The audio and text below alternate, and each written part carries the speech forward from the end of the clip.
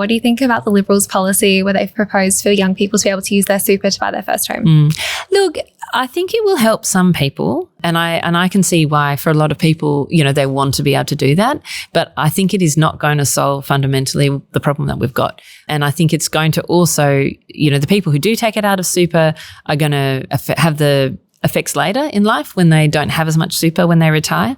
And there are a lot of people where they just don't have enough super anyway to make a fundamental difference. So, some people may get a benefit from this. I think a lot of people won't. And it doesn't fundamentally change the fact that, the biggest issue we have in housing is a lack of supply.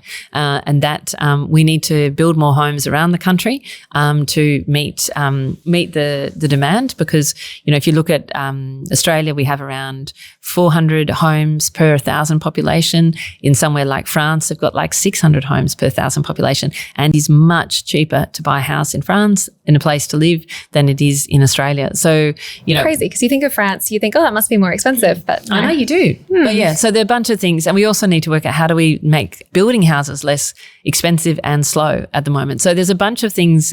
None of this is easy, and I know that's really hard for people because there are no simple answers. The problem is, this problem has been growing for the last 20 years.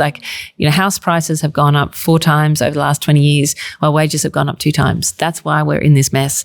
But that is why we've got a lot of work and lots of different types of things we need to do to try and fix it. So, that policy, I'm like, it will help some people, but it's not actually going to make a fundamental difference to this problem. Yeah, it seems just like a Band-Aid solution if you're still not building more homes.